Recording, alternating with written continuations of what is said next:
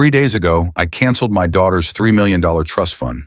That single decision born out of humiliation at a Christmas dinner changed not just her future, but mine. And if you think that sounds like just another family drama, let me tell you this. It was a story about loyalty, betrayal, and what happens when entitlement collides with sacrifice. This is not just a revenge story. It's about real consequences. I remember sitting at the long, polished mahogany table inside the Reynolds mansion in Greenwich, Connecticut. Chandeliers glowed overhead, the kind of light that seems designed to highlight who belongs and who doesn't. I had come carrying a box of Christmas cookies baked from my late wife Laura's handwritten recipe. Those cookies were more than dessert. They were tradition, love, memory, and yet to my daughter Emily, they were a source of embarrassment. As the evening wore on, surrounded by senators, judges, and self-proclaimed elites who measured worth by inheritance rather than sweat, I felt like furniture in the room. Every conversation screamed of privilege, Hampton's estates, Ivy League legacies, and whispered jokes about working-class values being outdated. I stayed silent not because I was ashamed, but because I was calculating. Silence is sometimes the sharpest weapon. Then it happened. My daughter, my only child, tapped her glass for attention. With a confident smile fueled by champagne, she said words that will haunt me forever. Christmas is for real family only. And when she said real family, she looked straight at me, her father who had worked 18-hour days, who had mortgaged his own dreams so she would never lack anything. That moment split my world in two. Do you know the sting of being erased by your own blood in front of strangers? The way a single phrase can turn every sacrifice into ash. That night I walked out of their $15 million mansion, my box of cookies still in hand, but my heart burning with something I hadn't felt in years, pure focused rage. This is where the revenge begins. Not the petty kind, but the kind born of clarity. The kind that asks, what if the greatest gift you can give someone you love is not money but consequences? So when Emily called me days later begging for $500,000 to fund her dream gallery in Soho, she thought she still held the keys to my wallet. She had no idea the trust fund was gone. She had no idea I had already redirected every cent, $3 million, into the Laura Grant Memorial Scholarship dedicated to kids like Diego Alvarez who study by flashlight after working 12-hour shifts. Family betrayal, hidden wealth, viral justice, real consequences. This isn't just my story, it's a warning. Stay with me because what followed was a confrontation so public, so brutal it went viral across America. And it all started with one father's decision to finally say enough. It is a strange kind of pain when you realize your daughter would rather belong to a family that looks down on you than stand beside the man who raised her. After that Christmas dinner, I kept replaying Emily's words in my head. Christmas is for real family only. The word real echoed like a gunshot. She had chosen the Reynolds family, the polished, pedigreed aristocrats of Greenwich over me, her father Joseph Grant, the man who had built Grant Construction from nothing but grit and calloused hands. And it wasn't just a careless slip of the tongue. It was deliberate. For years, I had seen the signs, small moments, where she replaced gratitude with embarrassment. At St. Catherine's Academy, she begged me not to show up in my work boots, so I bought a pair of stiff leather shoes I could barely walk in. At her NYU graduation, she introduced me to her friends, not as Dad, but as Joseph. He's in business. When she married Andrew Reynolds, I wasn't seated near the front, but tucked away at a side table, as if I were an afterthought. I told myself these were just phases that every young adult struggles with identity, that eventually she would remember who had sacrificed everything for her. I was wrong. Emily didn't just marry into the Reynolds family, she absorbed their values like oxygen. Andrew was polite enough in the beginning, the kind of polished young man who shook hands firmly but never looked you straight in the eye. His mother, Victoria, had the kind of smile that never reached her eyes, a smile sharpened by decades of wielding social influence like a weapon. And Richard Reynolds, Andrew's father, treated every conversation like a transaction measuring worth by legacy and inheritance. To them, I wasn't family. I was a temporary inconvenience, a man whose money could grease the wheels of their lifestyle, but whose presence was something to be managed. What stung most was how eagerly Emily complied. She mirrored Victoria's mannerisms, laughed at Richard's tired jokes, and began avoiding any mention of the world she came from. At family functions, she never once acknowledged the workers who had built her privileged life. She didn't see Carlos Alvarez and his crew of 40 men who reported every morning at 6 a.m. She didn't see the steel beams, the blueprints, the sweat. She only saw what Victoria wanted her to see: country clubs, designer handbags, vacation villas in Tuscany. And yet I caught glimpses of the daughter I once knew. Small, fleeting moments that cut deeper than the insults. The way her voice softened when she looked at the old photo of her mother, Laura. The way her hand trembled slightly when she slipped on the diamond tennis bracelet Andrew gave her, as though she knew material gifts could never replace love. Those cracks in her armor made her betrayal even sharper, because it meant she knew better. She knew what loyalty looked like, and still she chose status over substance. The Reynolds family perfected the art of polite cruelty. They never said outright that I didn't belong, but every gesture made it clear. Victoria once kindly suggested I should join a different country club, something more fitting for your background. Richard casually asked me over brandy when I planned to sell my company and retire, implying my usefulness had an expiration date. And Emily never defended me, not once. Each silence from her was louder than any insult. After Christmas, the betrayal deepened. Emily called me, her voice dripping with sweetness that didn't sound like her. She told me about her passion project, a gallery in Soho. 2,500 square feet of ambition dressed up as culture. She needed $500,000 fast. She spoke of it as if it were destiny, the next step in her evolution as a Reynolds. And when I asked her why she deserved that money after humiliating me in front of her so-called real family, her answer cut like a knife. Because I'm your daughter. That was the moment I realized the full extent of the betrayal. She wasn't just choosing them over me. She was expecting me to bankroll the choice. To her, loyalty was a one-way street. My responsibility was to give, her privilege was to take, and gratitude was optional. She weaponized our bond, assuming that biology was enough to erase cruelty. But I had begun to see things clearly. I thought of Laura, my late wife, and the promises I had made to her.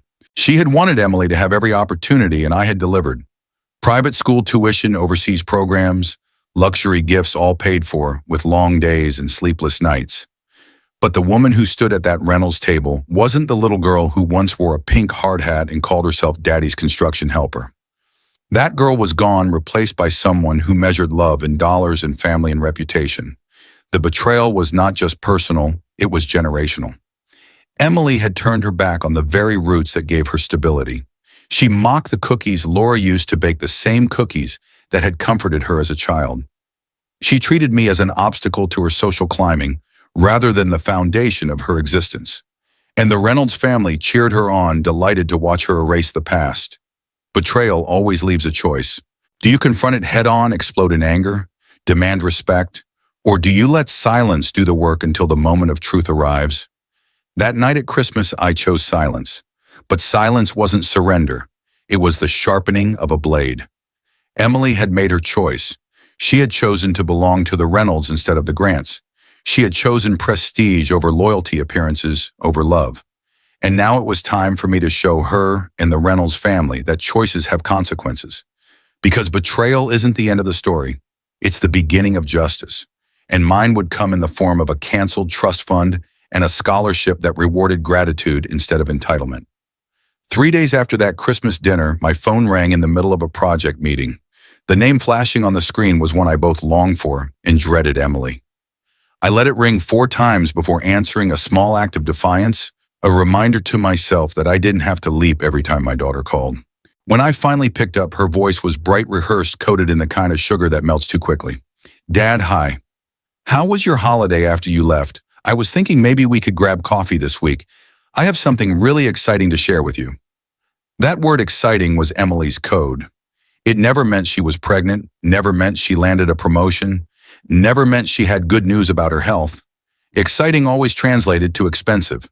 And sure enough, within 3 minutes, she was spinning a story that sounded less like a conversation with her father and more like a sales pitch to an investor.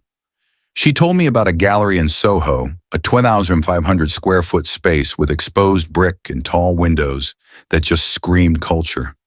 She described art shows, emerging talent, the kind of glittering events where the Reynolds name would be whispered approvingly. Then casually she dropped the number $500,000. I didn't interrupt her right away. I wanted to hear the performance in full to let her dig her own grave, with the practiced enthusiasm of someone who believed manipulation was charm. She spoke of hosting workshops for underprivileged youth, carefully placing the phrase in the middle of her pitch like a seasoning she hoped would appeal to my charitable instincts. She said Brett's mother knew several gallery owners, that location was everything, that timing was urgent, that if she didn't sign by January 5th, the landlord would move on. Then she paused, waiting for me to cheer, waiting for the approval that had always followed every outrageous request. Instead, I asked quietly, "Emily, do you remember what you said to me at Christmas dinner?" Silence. Not the thoughtful kind, but the awkward pause of someone who hopes you'll just let it go. "Dad, if this is about Christmas, I was just trying to fit in," she finally muttered. "You know how Brett's family is. They have certain expectations." I pressed further. "So you decided to make me the punchline instead?" She exhaled sharply. "You're being dramatic. Can we please focus on the gallery? This is about my future." There it was again, my future. Never ours, never family, always hers, built on the foundation of my sacrifices. "Tell me about your business plan," I said. She faltered. What's your business plan?" I repeated. "Revenue projections, operating costs, market analysis. You know, the things actual businesses need to survive." Her answer revealed everything. "Well, Brett's mother's friends gave me advice. They said location is everything, and Spring Street is perfect for attracting the right clientele." The right clientele. The words dripped with contempt for everything that wasn't Reynolds approved. She believed her last name borrowed through marriage was a passport to success. What she didn't realize was that the real world doesn't cash checks written in arrogance. I thought of the scholarship students I'd already begun vetting. Kids like Diego Alvarez, who studied by flashlight after 12-hour shifts. I pictured Diego sitting across from me, grateful for every scrap of opportunity, while my daughter casually demanded $500,000 without so much as a spreadsheet. I leaned back in my chair and said, "Emily, think carefully. Why do you think you deserve this money from a man you humiliated in front of strangers 3 days ago?" Her voice hardened, sharpened into entitlement. "Because I'm your daughter. Daughters should be able to count on their fathers. You spent my whole life telling me I could do anything, and now when I finally find my passion, you're making me beg." Those words twisted inside me. She wasn't wrong that I had told her she could do anything. What I hadn't taught her was that doing anything required sweat failure resilience. I had given her the wings but never taught her to fly. She thought I was a safety net, not a father. She thought I was a checkbook, not a man. I told her I'd think about it and hung up, but even as I placed the phone down, I knew the decision had already been made. The trust fund was gone, the money was already spoken for, and no amount of sugar-coated begging could resurrect it. But Emily wasn't finished. A week later, she stormed into my office without an appointment, her designer coat draped over her shoulders, her face flushed with fury. "I called First National. They said the trust doesn't exist. They said it never existed." "What the hell is going on, Dad?" I calmly slid the foundation documents across the desk. "You're right. It doesn't exist anymore. I dissolved it on December 28th. The funds now belong to the Laura Grant Memorial Scholarship, full rides for working-class kids studying construction and engineering." She scanned the papers with disbelief, her voice trembling with outrage. "You gave my inheritance to strangers?" I leaned forward, locking eyes with her. "I gave it to people who deserve it. Deserve it, Emily. Because 3 weeks ago, you stood up at dinner and told me I wasn't real family. Now I'm taking you at your word." Her face hardened, the last traces of the girl who once carried a pink toolbox vanishing completely. "This isn't over," she hissed. I almost pitied her, because she didn't understand that it already was. After that confrontation in my office, when Emily's fury echoed down the hallway and Carlos Alvarez pretended not to hear, I sat alone at my desk, staring at the foundation paperwork. The silence in that room was crushing. I could hear the faint hum of the heating system, the scratch of a pen I hadn't realized was still in my hand, and underneath it all the sound of memory, Laura's voice, soft but steady, reminding me of promises I had made long ago. That night, when the office was empty and the parking lot was dark, I opened the old leather-bound photo album Laura had kept. The corners were frayed, the pages smelled faintly of vanilla and time, and each photo felt like a window into a life that now seemed like someone else's dream. On the first page was Emily at 3 years old, standing at a construction site wearing a pink hard hat I had custom made for her. She was grinning from ear to ear, holding a little toolbox full of screws, announcing to anyone who would listen that she was Daddy's construction helper. That smile was pure, unfiltered pride in being part of my world.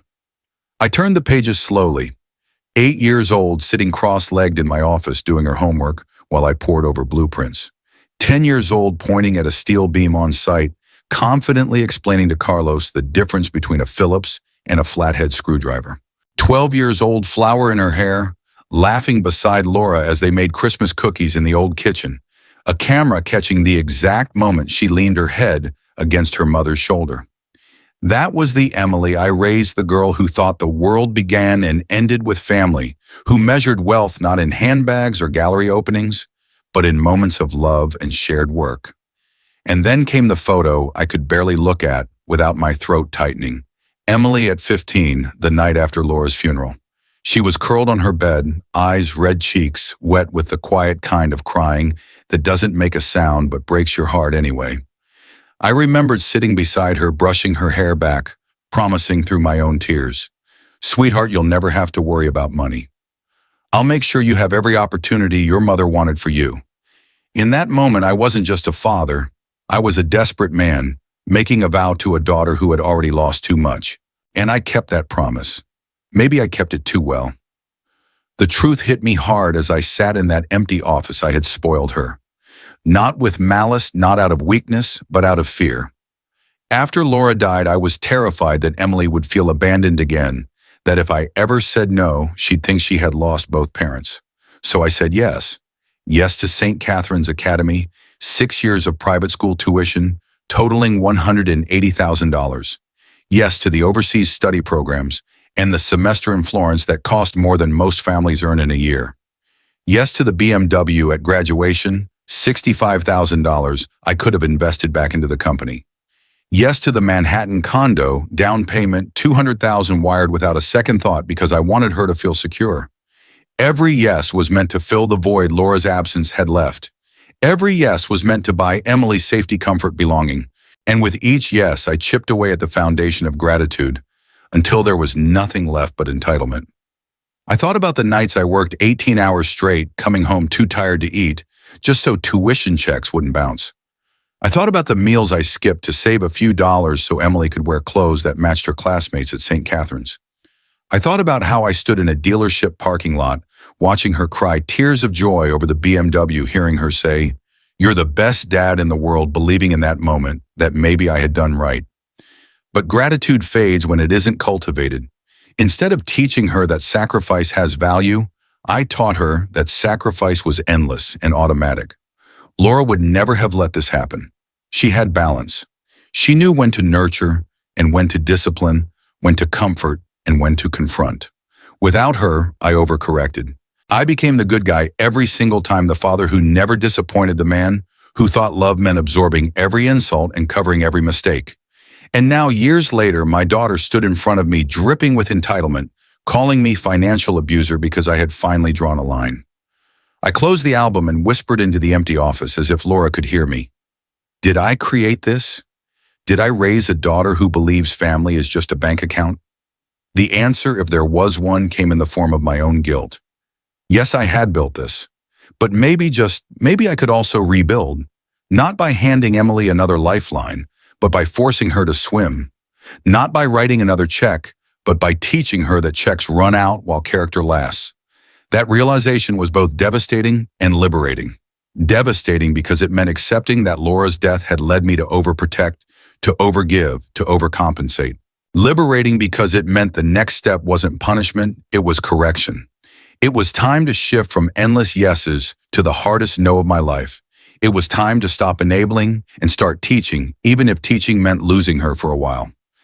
As I sat there in the silence, I realized something else. Emily wasn't the only one who had forgotten Laura's lessons. I had too. Laura believed in hard work, gratitude, humility. She used to tell Emily at bedtime, "Respect is earned daily." Somewhere along the way, I had let grief erase that truth. Now it was time to bring it back. The weight of memory pressed against me, but underneath it all, a small spark of resolve began to glow. I couldn't change the past. I couldn't bring Laura back, But I could honor her by refusing to let Emily destroy herself with entitlement. And that meant staying the course. The trust fund was gone. The scholarships would live on. And Emily, whether she hated me forever or not, would have to face the consequences of the life I had allowed her to believe was hers by right. The morning after Emily stormed out of my office, I woke before dawn, poured myself a cup of coffee, and sat in the same kitchen where Laura once wrote her grocery lists. I stared at the steam rising from the mug and realized the decision I had been circling for weeks had to be final. No more hesitation, no more bargaining with guilt. The trust fund was over.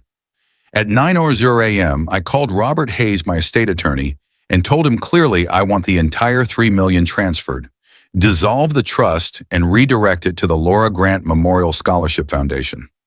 Robert sighed, the kind of sigh lawyers give when they're about to warn you against your own instincts. Joseph family estrangements are rarely permanent. Are you certain you won't regret this? I didn't flinch. I might regret it, but I'll regret enabling entitlement even more. Draft the documents. He was silent for a beat, then said quietly, Laura would be proud of this.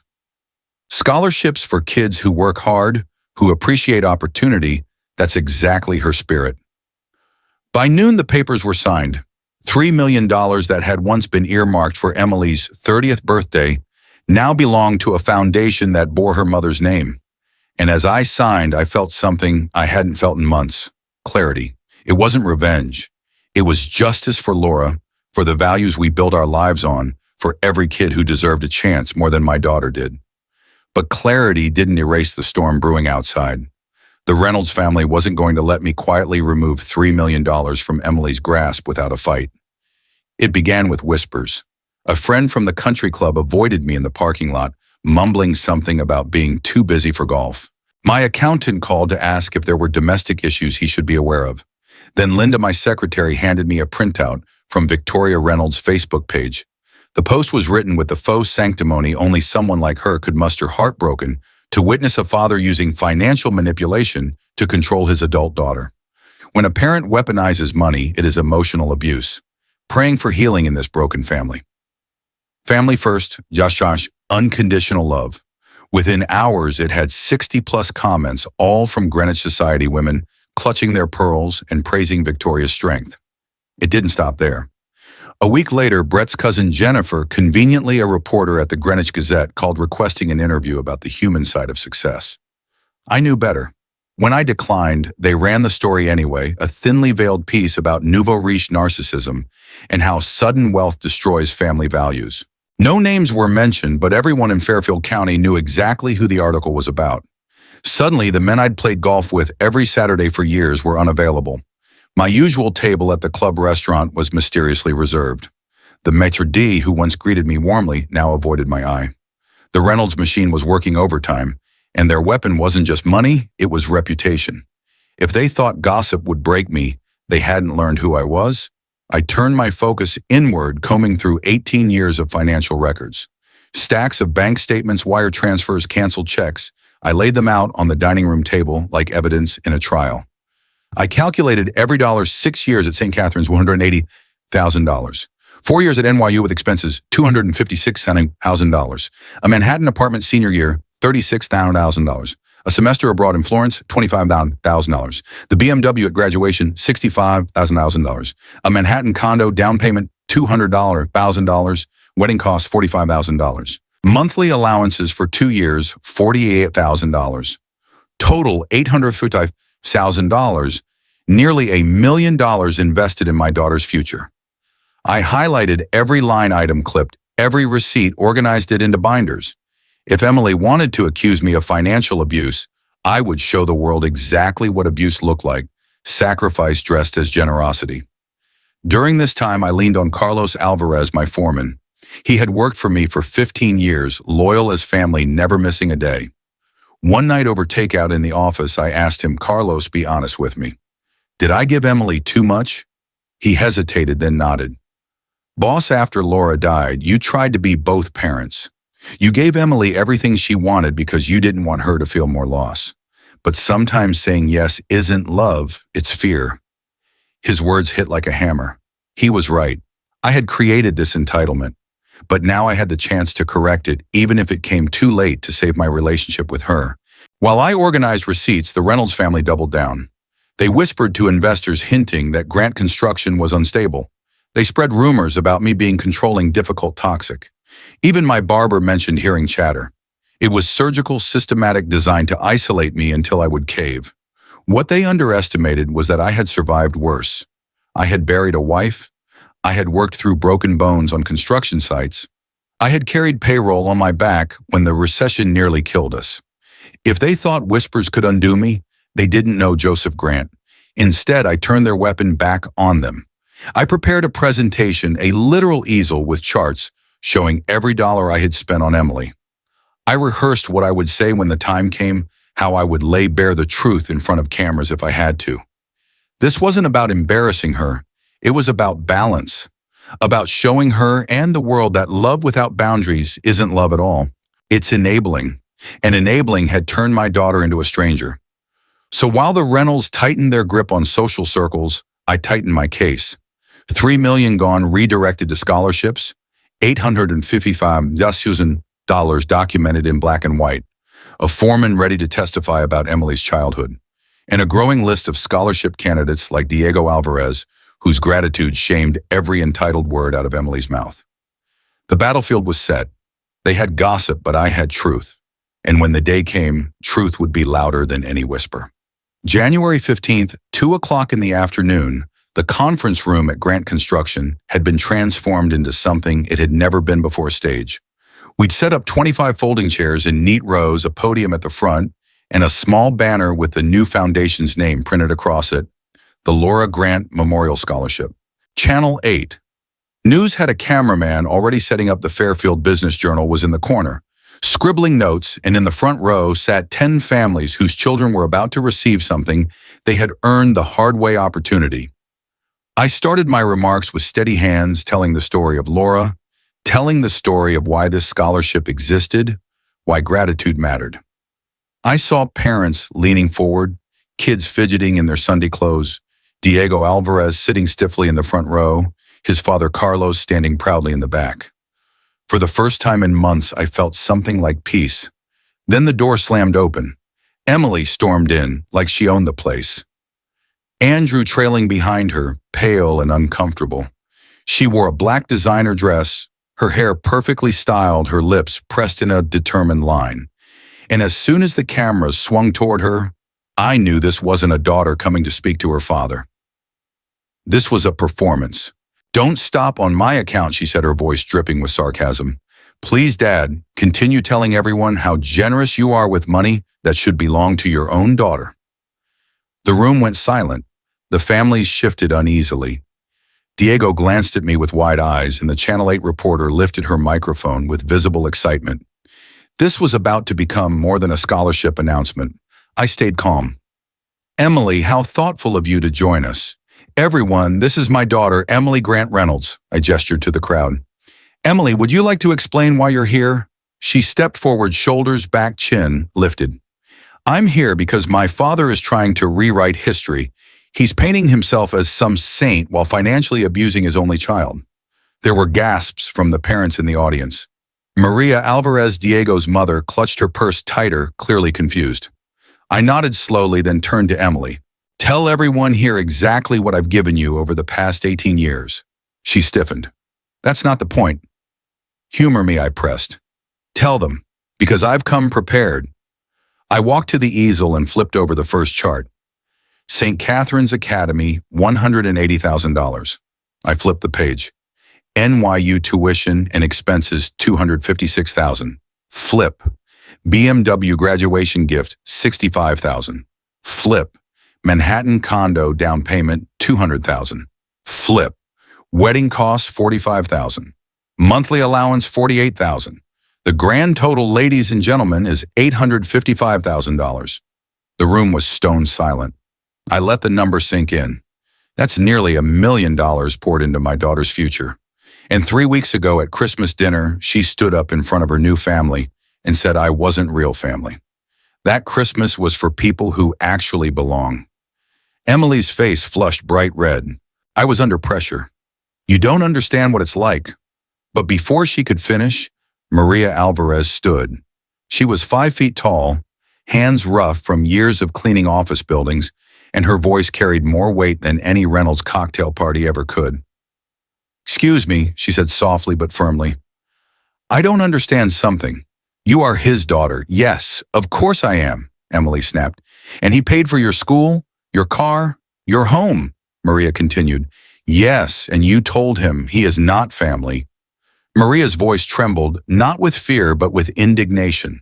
"My son comes home every night from construction work so tired he can barely eat. But every single night he says, 'Thank you, Mama. Thank you, Papa.' He has nothing but he is grateful.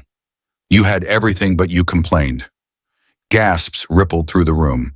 Emily turned toward Diego, who was staring straight at her. His young voice cut through the tension like a blade. "Ma'am, I've been saving 3 years just to buy a used car.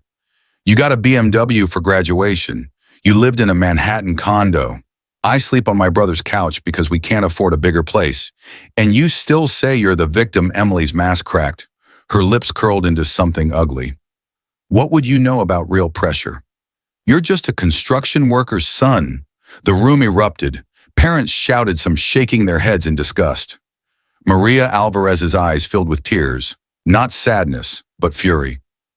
Carlos clenched his fists, and Diego, with more grace than Emily would ever muster, simply sat back down silent, his dignity intact.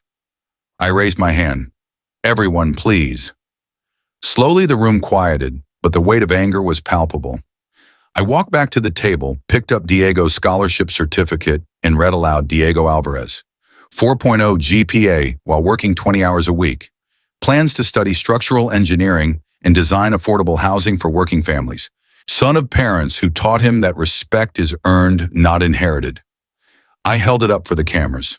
This young man represents everything admirable about America. Hard work, gratitude, loyalty to family. The Channel 8 reporter stepped forward. "Mr. Grant, what would you say to parents watching this who are struggling with entitled children?" I looked at Emily, then back at the crowd. "I'd say this love without boundaries isn't love, it's enabling. I spent 18 years giving my daughter everything she wanted instead of teaching her to appreciate what she had. That was my mistake. But sometimes the best thing you can do for someone you love is show them what consequences look like." The reporter turned to Emily. "Mrs. Reynolds, how do you respond to that?" Emily's eyes darted around the room, searching for approval that wasn't there. The parents stared with pity and disgust. The kids looked at her with disbelief. She swallowed, her voice suddenly small. "This isn't over," she whispered. I shook my head. "Yes, it is. It's been over since Christmas dinner. You just didn't realize it yet." She turned on her heel and walked out, Andrew scurrying after her. Through the window, I saw them arguing in the parking lot, her gestures wild, his face tight with panic. Inside, I turned back to the families and raised my voice. "Now let's celebrate these remarkable young people who understand what gratitude looks like." The applause that followed wasn't just for the scholarship recipients. It was for the truth. It was for justice. It was for the moment entitlement met its consequence and lost. The video from that scholarship conference spread faster than I ever imagined. Channel 8. News ran a 3-minute segment that evening, and by the next morning clips were everywhere. YouTube, TikTok, Facebook groups I didn't even know existed. Within 48 hours, 2 million people had watched my daughter scream at a 16-year-old boy that he was just a construction worker's son. The internet has no mercy, and it certainly has no patience for entitlement. Comments poured in. "This is what happens when gratitude dies. That boy has more dignity than she ever will. Respect to the father for finally drawing the line." The hashtags trended. "Real family, Shaka trust fund drama, Shahishar consequences." For once, the narrative wasn't controlled by the Reynolds social circle. It belonged to the public, and the public had chosen sides. The fallout was immediate. Andrew filed for divorce in March. Officially, the paperwork cited irreconcilable differences, but everyone knew the truth. The Reynolds family had given him an ultimatum: either leave Emily or lose access to his own trust fund. For a man raised in luxury, the choice was simple. Emily had gambled on marrying into legacy wealth, and she lost. The same people she humiliated me to impress turned on her without hesitation. Victoria stopped answering her calls. Richard refused to speak her name at the club. In their world, disgrace spreads faster than wildfire, and Emily had become untouchable. The art gallery she had begged me to finance never materialized.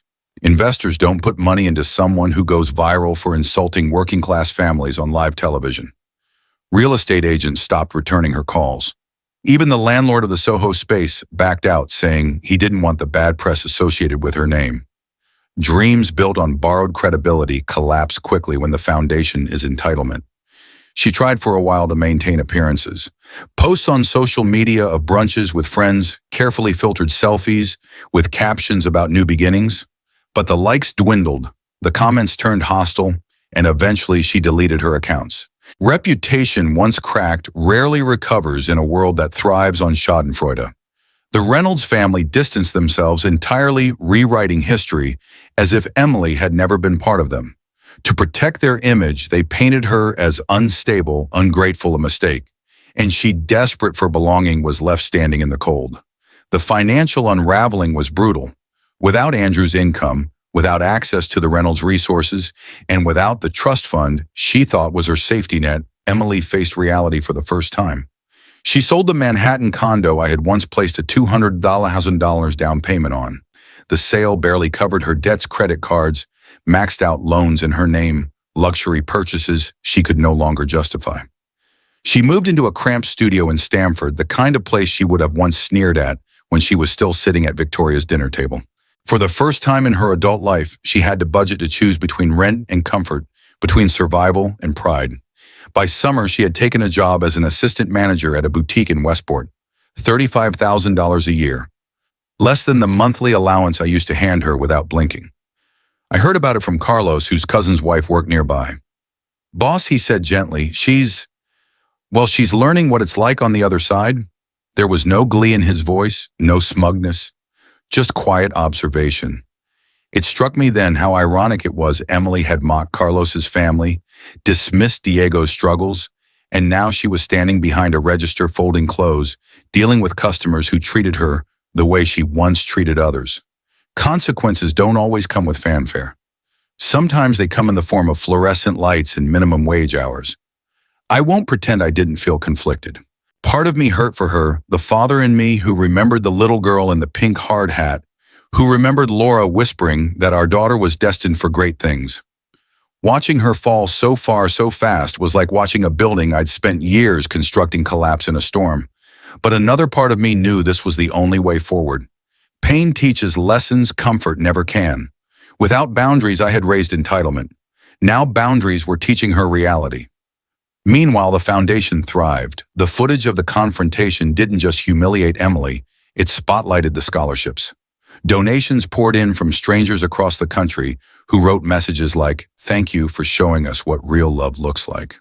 The first 10 recipients, including Diego, became minor celebrities in their schools, symbols of perseverance.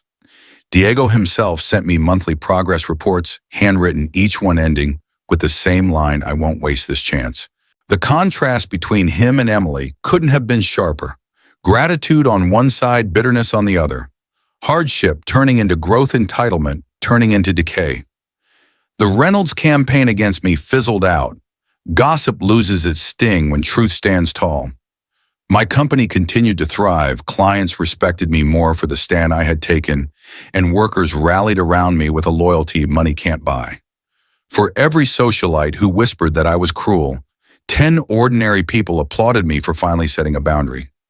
Public opinion had shifted, and it was no longer in Emily's favor. The hardest part wasn't the public battle, it was the private silence. Weeks passed without a word from her. For the first time since she was 15, my phone didn't ring with her requests. I didn't wire money to cover emergencies that weren't emergencies. I didn't buy silence with another yes. And in that silence, I realized something painful but liberating. I didn't miss the begging. I missed my daughter, but I didn't miss the manipulation. By the end of that year, Emily's world was unrecognizable. No husband, no mansion dinners, no gallery, no inheritance, just a small apartment, a modest paycheck, and the humbling recognition that the safety net she had always assumed was there had vanished. Some would call it tragic. I called it necessary, because sometimes the only way to rebuild someone is to let them fall far enough that they finally see the ground beneath their feet. 6 months after that disastrous press conference, life had settled into a quieter rhythm. The foundation had become more than I ever dreamed it could be. 10 scholarships in the first year, each recipient, carefully chosen, each story a reminder that sacrifice doesn't go unnoticed. Diego Alvarez became the face of it all without even trying. Reporters loved his humility, professors loved his diligence, and every letter he sent me reminded me why I had made the right decision. The first letter came in September, written in careful block handwriting on lined paper. Dear Mr. Grant, my father told me about what happened with your daughter. I am sorry she hurt you. I want you to know that I will never waste this chance. My family sacrificed too much for me to take this for granted. Thank you for believing in me when I couldn't afford to believe in myself. I sat at my desk reading those words 3 times over the paper, trembling in my hands. I thought about the night I found Emily crying at 15, terrified of being poor, and the promise I had made that she'd never have to worry. That promise had twisted into entitlement for her, but for Diego, the scholarship was nothing short of salvation. He didn't see money, he saw opportunity, he saw dignity. Every month after that, Diego's letters arrived like clockwork. Updates about his grades 4.0 GPA, notes about his part-time job in the engineering lab, dreams of designing affordable housing for families like his own. One line stuck with me. My mom says beautiful buildings should not just be for rich people. Reading that, I felt Laura's presence more than ever. It was her spirit, her values living on in someone else's child, while mine struggled to find her way. Then one late October evening, as I was leaving the office, I noticed a car parked at the edge of the lot. It was an older sedan, not one of the flashy imports the Reynolds family drove. Through the windshield, I recognized her immediately. Emily. She'd been waiting. I could see the faint glow of her phone in her lap, but she wasn't scrolling. She was staring out the window, eyes swollen, face pale. When I approached, she rolled it down slowly. Dad, she whispered, her voice cracking. Can we talk? We sat in my office for 3 hours that night. No cameras, no reporters, no Reynolds entourage, just a father and a daughter in the quiet hum of fluorescent lights. For the first time in years, Emily cried the way she had as a teenager, without theatrics, without manipulation. Real tears. She confessed things I had suspected, but never heard from her lips. She admitted how badly she had wanted to belong at St. Catherine's, how the girls there mocked her for being new money, how she had felt less than even when she had more than most. She said marrying Andrew was supposed to erase that insecurity, to make her finally fit into a world that had always kept her at arm's length. I thought if I acted like them, dressed like them, looked down on you the way they did, they would accept me, she said, her voice shaking. But all I did was become someone I hate, someone Mom would be ashamed of. Those words cut through me like glass. For so long I had wished she would see it, name it, own it. And now here she was, stripped of all pretense, admitting the truth. Part of me wanted to pull her into my arms, tell her everything was forgiven, that we could start fresh. But another part, the wiser part, knew that forgiveness without accountability was just another form of enabling. I told her I wasn't going to restore the trust fund. She nodded, not arguing. That surprised me most. I didn't come here for money, she whispered. I came because I miss you. That admission was worth more than the $3 million she had once demanded. I listened as she spoke about her new reality, working retail in Westport, struggling to pay bills, selling the condo, feeling humiliated every time someone recognized her from the viral video. She said she had learned more in the last 6 months about life than in all the years I had sheltered her. I thought respect came with a last name, she said quietly. Now I know it comes with actions. When the tears slowed and the silence stretched, I finally spoke. If you want to rebuild our relationship, it starts with actions, not words. Respect is earned daily. Gratitude has to be lived, not performed. She nodded, wiping her face with the back of her sleeve. For the first time in years, she didn't roll her eyes, didn't argue, didn't deflect. She just listened. I walked her out to the car. Before she got in, she turned and hugged me. It wasn't the quick, obligatory hug of social gatherings. It was long, desperate clinging. I don't deserve your love, she murmured, but I want to try.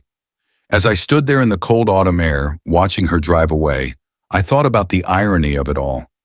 I had spent nearly $1 million trying to buy her security, But it wasn't until she lost everything that she found the courage to be honest. And while she still had a long way to go that night, was the first crack of light breaking through years of darkness. The next morning, Diego's latest letter arrived. Inside a simple line, I promise to honor your wife's memory by becoming the kind of man who helps others the way you helped me. Holding that letter in one hand and remembering Emily's hug from the night before, I realized both represented different sides of the same truth. Gratitude builds character, entitlement destroys it, and sometimes the path to redemption starts only after everything else has been stripped away. That night with Emily in my office was not a full reconciliation, it was the beginning of a test. I told her plainly, love doesn't vanish, but respect must be earned back. If you want a relationship with me, it starts with actions, not words. Respect is earned daily, and gratitude has to be lived, not performed. For once, she didn't argue. She simply nodded, tears still on her face, and left with the weight of accountability on her shoulders. I didn't promise her money. I didn't offer to erase the consequences of her choices. But I left the door open not to entitlement, but to growth. I've come to believe that sometimes the most powerful act of love is not saving someone from their pain, but letting them walk through it until they discover their own strength. Emily has to prove step by step that she understands what it means to honor her mother's memory, to respect the father she humiliated, and to rebuild trust not with apologies, but with consistent choices. As for me, I've learned that being a parent doesn't mean shielding your child from reality forever. It means teaching them that reality exists and that actions have consequences. I will always love Emily, but I will no longer fund her illusions. The next chapter of our story, if there is one, will be written not by my wallet, but by her decisions. And maybe that's the real takeaway here. Sometimes the only way to love someone is to stop rescuing them. Sometimes you have to let the bridge burn so they finally learn how to build their own. So I leave you with this thought: respect is not a gift. It's not a birthright. It is proof demonstrated every single day. And love without boundaries, that's not love at all. It's surrender. I'm done surrendering. Now I want to hear from you. Have you ever faced a moment where you had to draw a line with someone you love? Did you ever have to choose boundaries over blind loyalty? Share your story in the comments. I read every one of them. And if this story struck something deep inside, you don't just scroll past. Hit subscribe, save this video, and share it with someone who needs the reminder that love with boundaries is the only kind of love that lasts. Because maybe your story of drawing the line will be the beginning of someone else's breakthrough.